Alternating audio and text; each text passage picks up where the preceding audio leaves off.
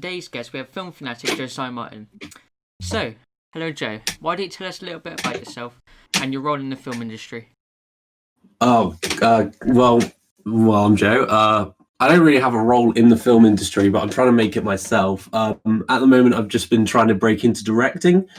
I've been directing and writing my own little short pieces, but at the moment, I'm working on my first big project outside of my college. So, yeah, that's exciting.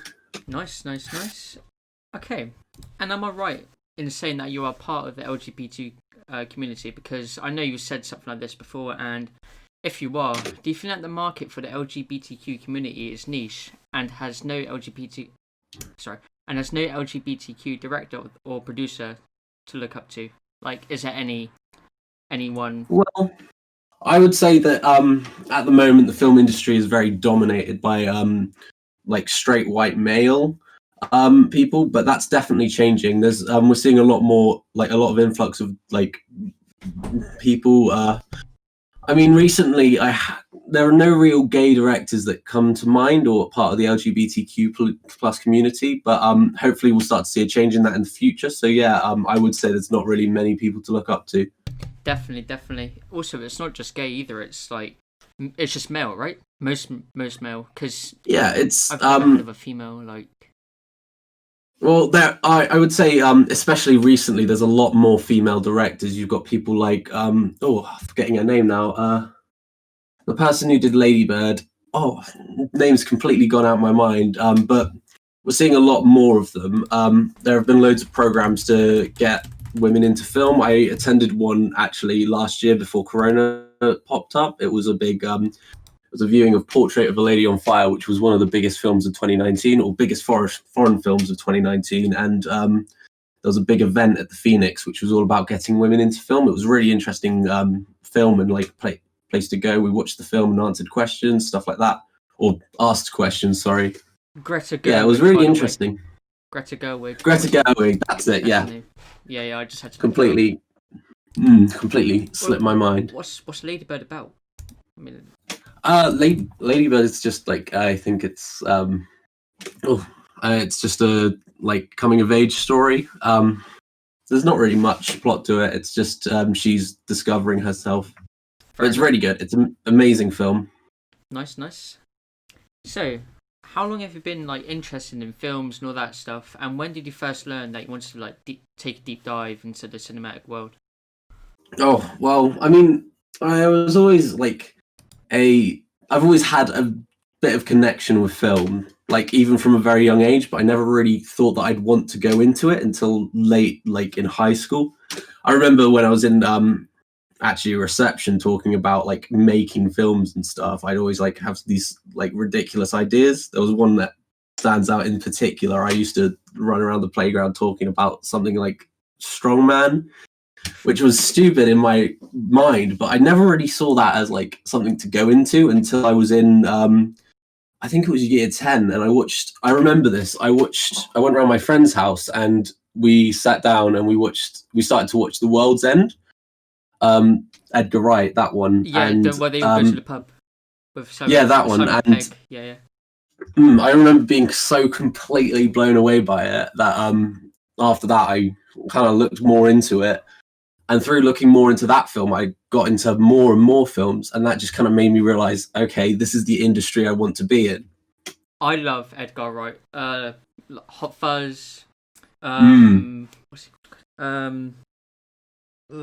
It's part of the Cornetto trilogy. Shaun of the Dead. Sorry, that's the one. Yeah, Shaun of the Dead. Also, Baby Driver, Scott Pilgrim, stuff like that. Yeah, I've seen a bit of that. Great films. He's a great filmmaker, actually. One of the only big British filmmakers out there at the moment. Definitely. Also, Simon Pegg is a really good actor, and he's brilliant. He's absolutely amazing. What have I got then? Also, yeah. So I've seen your social media, so like TikTok, Instagram, and Snapchat, all that stuff, and that you're like posting stuff about making this short film called "I Think I Know You," featuring teenagers Dan Wetton and a girl called Beth. I'm not quite sure in the name. Bethany Scorer. That's okay, right. Would you like to tell us about the characters they play and about the film itself, or? Well, characters they play, I kept them relatively simple because my main thing about this film was wanted it to be less about the characters. Well, no, not less about the characters, less about the characters' background and stuff like that, but more about the situation. So Dan Wetton plays Benji, although his name is never really referred to in the film. We just refer to him as Benji, and Bethany Scorer plays the date. I kept her unnamed for just to make her seem a little more mysterious and less connected to the audience. Yeah. I did a whole video about that on my TikTok actually, but pretty much the whole idea of it is it's two people being pushed apart by circumstance. So the film follows Benji and the date as they go on their first date after being separated by distance for a long time. And I would say it's very based on my own experiences. But well, it's not the true story. It's just twisted truth story. I mean, the story of how I wrote it was I had an idea in February about a long distance couple, and I never really worked on it. And then I went all the way up to August, and there was a certain event in my life that happened towards the end of August, which I'd rather not talk about due to respect of the person involved, and just it's a very personal, thing that happened. And I came home and I just kind of sat in bed and I thought, and I remembered that idea, and it just completely evolved in my head. So instead of just about a long distance couple, it was about this couple just being completely pushed apart. And I wrote the first draft in one night. And yeah, that was the first draft. It got edited loads and loads, and I never actually planned on making it or at least making it this quickly. But one night I was just kind of sitting there, I looked at the script and I thought, you know what, this would be a good project for me outside of college, and so I did. So did you write the script, the first draft in college, or was it at home on a notepad? It was at home. It was before we came back from college. I could probably give you the exact date actually. I think it was August 22nd or 23rd that I started writing, because that's when I came back home from where I was staying at that point, and because it was my first night back at home. So this is 2020, because I'm a bit stupid, right? This is obviously 2020, right? Or 2020, yeah. Because I just want to saw something before, I don't know. Oh yeah, no. But that was around the time I wrote the first draft. And then I started doing the first promotions for it around end of September, possibly start of October. Yeah, I've seen the artwork that's gone to it. It looks really nice. The I don't know how to explain it. There's obviously the white background. The double exposure. It's like a silhouette, but double exposure, that's what it's called. I'm pretty sure. Basically the story behind that is I knew that I wanted professional posters for the film, but I wasn't really sure on photography myself. So last year in my history class I met this guy called Tom Kingsnorth. He's incredible photographer. I just approached him. I was like, hey, I was wondering what I would need to do to get these posters, and he was like, oh, I can do them for you. So I basically arranged times for Dan and Beth to meet up with him and take their own little photos. And then I asked for him to take photos of the quay, Exeter Quay, which is a really specific location that I wanted in the film, and double expose them onto that. So it looks like that. And honestly, I couldn't be more happy with the results. They were absolutely incredible. It looks absolutely nice. Right, next question is, due to COVID, right? There's probably been some issues regarding filming, right? Yeah. So basically we've only really completed maybe not even a quarter of the film. It's a very small portion of the film because we couldn't film inside. We've only been able to do the outdoor scenes. And basically we just did that. And we haven't done any of the indoor scenes yet. And now that the new lockdown's come in, production has basically been shut down altogether. So it's all about promotion at the moment. Just getting people interested and stuff like that. As soon as lockdown's lifted, though, will you get straight on that? Or Yeah, absolutely. That's my main priority after lockdown's come out. Have you talked to Beth and Dan about this? Yeah, we've got a little group chat. It's not just Beth and Dan though. It's also Dylan, who's my cinematographer, and I've got some set hands which I need help with. People doing the sound, stuff like that, lighting, all of that. Because my favorite subject, like in my course at the moment, was Foley. Like I did my own outside work for the college because I was that interested. Is there any like Foley introduced like in this short film, or is it just pure sound? So it's a very dialogue based film, but there are little small bits of Foley that we need. I actually talked to a professional, like a guy who's done sound for a professional feature length film. Yeah, he's one of actually my film studies teachers, and I just approached him after class and I asked, what do I need to do with sound with this? And I gave him a copy of the script and he just noted down everything that we needed to do. So we're basically working off that, and a lot of that is Foley. So before when I first heard of your film, like on Instagram and all that stuff, I was like, oh right, this is probably just him and the two actors, Beth and Dan. But now I know it's just like a whole big team. And it's like it's a massive team. So we've got Beth and Dan actors. We've got Dylan Bolton, who's my cinematographer. I have two set hands, Arthur Carpenter, Taylor Weston. Arthur, I love him. Yeah. I've got you new Arthur. He's been helping out on sound actually. And then there's Jordan Fletcher, who's going to be my editor. There's quite a lot of people. I've actually also got I've had to talk to my friend Charlie, who owns a bar, which is one of the main places we're going to be filming once lockdown is lifted. He owns a bar? Yeah. He kind of owns a bar. He co-owns a bar with like his mum.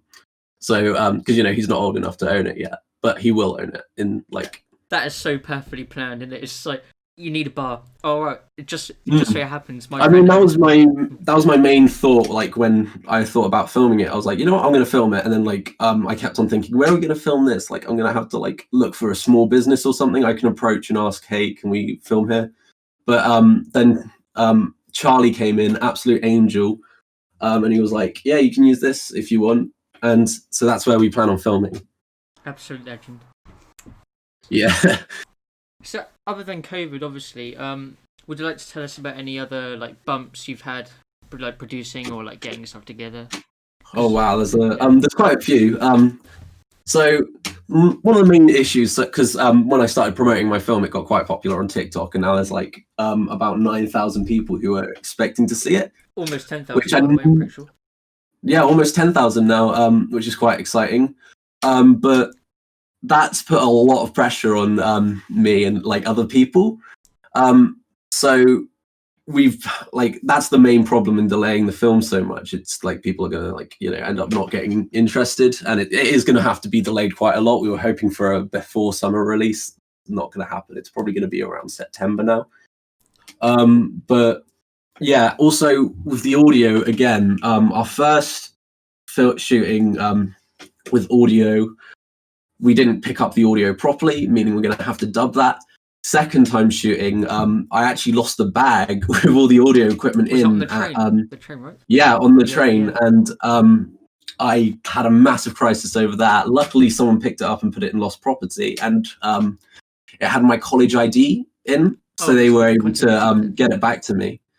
So, yeah.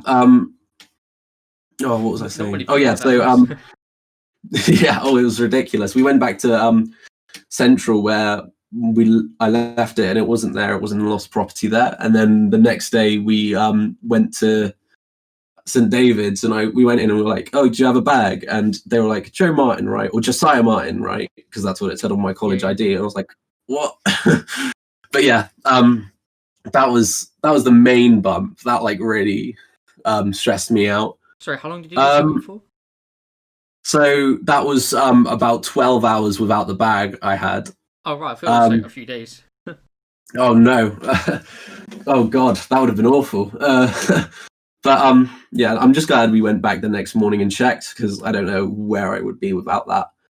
Those are the main bumps. We haven't had many others. Obviously, we've had just the classic film stuff. There's been a few nights where we couldn't go out because of the weather, and obviously COVID. COVID's the main one. Is there like certain weather patterns you need for certain scenes, or is it? So, we don't want it to be raining like at all. That was the main thing, and it seemed every time I scheduled to film, it rained. Also, because we don't have a cover for the camera, and B, all the other shots we've taken, it hasn't been raining, and we've got to keep it consistent, And usually it doesn't show up on the screen, so if it's light enough, it will be fine. But a lot of it was just really heavy, and we just couldn't. Do you plan on making any other pieces in the future other than I Think I Know You? Oh, yes, actually. Will it be like a long film or like a different thing, like a series other than a short film? Or will it just... So at the moment, I haven't planned anything other than short films, but I am actually in the midst of writing something with Dan Wetton, the star of the film. This is the first time I've actually talked about doing this like anywhere. Ooh, so I guess this is the a sneak first peek. like real announcement of this. Yeah. But we're writing it together, and if you just, it kind of deals with the same theme. So I Think I Know You is about disconnection and alienation. I like, those are themes that like make me, I'm just most interested in them, but it's a lot more stylistic and almost experimental in how it's presented. I'm not going to talk anything about plot yet because it's not completely done, but it's very strange. If you imagine, so I Think I Know You is more about situation than character, like I said.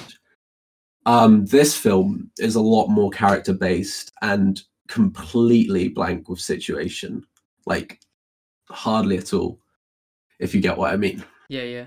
If you had to like pen an audience for both of these, or let's just say your first short film that I Think I Know You, if you had to pen an audience, what would it be? The age, the type? Like... Honestly, I never really think about audience when I'm writing. My films, like, or my films, I say, like, I'm not a professional filmmaker. I've hardly done anything. When I write like stuff, like, I never really think about audience. What I think about is like, how can I connect to the most people?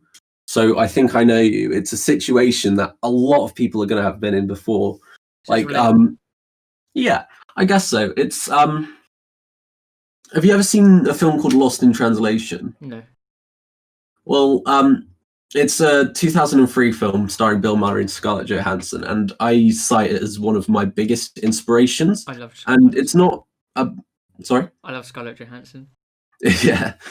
The whole film's not really about it's not about the situation. It's not like relatable or anything. It's just this feeling, this like unexplainable feeling of loneliness that it puts off. That's kind of what I like to put in my films, and I think that kind of surpasses all age, all like different, especially with like audiences. People in lockdown and that, because like mental health and stuff. Yeah, and I mean, looking at some of the comments I've got on my TikTok and people contacting me, it seems that a lot of people can relate just to the situation, and that's taking out all the feeling out of it. But yeah, what I like to do is it's just more about feeling than plot. So that's really good then, that you have like a really good like, well, I say fan base, like, because on your social media's TikTok, and that you actually have people that are very interested in seeing the film. Like, how does that make you feel? Like, would you have ever like? Well, I mean, I don't know. My main thought, it's amazing. It's absolutely incredible. Don't get me wrong. But it is a lot of pressure, because it means if I mess up my first film, people are going to be less interested. And that's just, that's kind of scary. I don't know. I mean, if you watch Star Wars, I mean, like, some of them messed up a bit, weren't they? Oh yeah, but like, the first Star Wars, they made this base, so people stayed interested even when they like got not too good. I think it's just, this is my debut as a director, and I know I'm a student and everything, and I tried my best to make that clear, but it doesn't seem like a lot of people have got the message. I feel like expectations are high for the people that know about it, which means I've got to deliver. And you can't disappoint because you've hyped it all up. yeah, pretty much. You've hyped me up, Joe, man. I'm excited to see this, to be fair. Well, I'm glad to hear. It just feels like a lot of pressure, I guess. I'm just basically micromanaging a lot of people, lots of takes, becoming a bit of a Kubrick, actually. Oh, damn. 127 yeah. times. Well, that's the aim. I'm just trying to get the best out of my actors, really. My main worry is... Sorry? Get the good first impression. Yeah. I mean, my main worry is sound, because obviously we're going to have to dub some scenes, and I don't actually have my own sound recorder. I borrow a lot of equipment from college, so lighting, sound, stuff like that. Have you considered using your... That's my main worries. Have you not considered using your Blue Yeti for like a voiceover or anything like that? Well, I think we're going to use that at some point, or like, because just for the dubbing bits. But the main stuff, so like little like, so we have to kind of go into a restaurant and click record. We've got to use a proper audio recorder for that, just to get like ambient noises. I had to walk down to the quay and sit there for like 20 minutes, just recording ambience. That's the main thing. And then waves and all that stuff. I mean, yeah, pretty much. The main thing was just people walking around and like, just so it sounds like you're there. Yeah, it's more immersive. Yeah. So that's the main thing. And then also little bits like when they're walking, footsteps, stuff like that. That was really tough to get. Actually, in the trailer we released, we were going to have footsteps, but it was... I recorded them out of time, and there wasn't enough time to re-record them, so we just took it out altogether. I'll play the trailer at the end of the podcast as well, by the way, and I'll put the socials. That's brilliant, thanks. But yeah, those are the main worries about it. I was going to ask something. Oh yeah, right. So my question is, right, because I'm so confused. In films like big budget, like let's say Iron Man, whatever. Yeah. I don't know how people get the sounds like perfect, like, because it sounds like he's doing a voiceover, but I don't know. Like, do they carry a microphone? Do they carry a microphone, or is it just voiceover with really good like lip syncing? So a lot of the time, this is the main way that people do it, but they'll have a boom mic, so that's that big. You've probably seen those things on a stick, yeah. And they'll just hover them over the actors. Some of them have clip-on mics. I know in The Shining, they had Jack Nicholson have a little like audio recorder. It's really impressive. He had it like down his trousers pretty much. If you watch the behind the scenes of The Shining, and then there's a little wire that goes and clips like on the inside of his shirt. That's just for audio and stuff. What are down his trousers and the sound's like perfect? How is that even like? Oh, it's so Foley and stuff. They'll have like this big room, like like sound padded stuff like that, and they'll just have people watch the film and like do the noises while the film's going. I've seen that. There's a yellow line or something. Yeah, that's the main thing. You've got to think of everything. There's so much detail that goes into filmmaking that you just got to like, writing, sound, acting. It's. I mean, you hear people being like, "Oh yeah, this one filmmaker is does all this," but it might be his vision. But there's so many people all like working together to make this vision. So it might be his artistic vision, but it's just the combination of so many people's work. Right. Anyway, Joe, that'll be all for this short podcast today, which, well, I say short, was almost 25 minutes. I will play your trailer at the end because it's really interesting, and so that people can see it, just in case, they don't. And I will link your socials and put them on the screen, and you can follow Joe on Instagram at Josiah Martin. I think that's your Instagram, Joe, isn't it? Yeah, I've also got another filmmaking Instagram, which is just josiah.martin.films. Nice. And your TikTok at Sir Josiah Martin, almost at 10k, by the way. And you will be updated on stuff about his films and other stuff in his life that you might be interested about. Because Joe lives just a lot of stupid stuff, really. We live very exciting lives, don't we, Joe?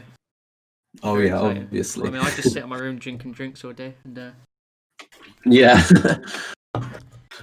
Cool. Right, thanks for having me. Thank you for letting me have you, Joe. All right. It's my pleasure. No, Joe, it's mine. All right. Thank you. See ya. Bye. Bye. Bye.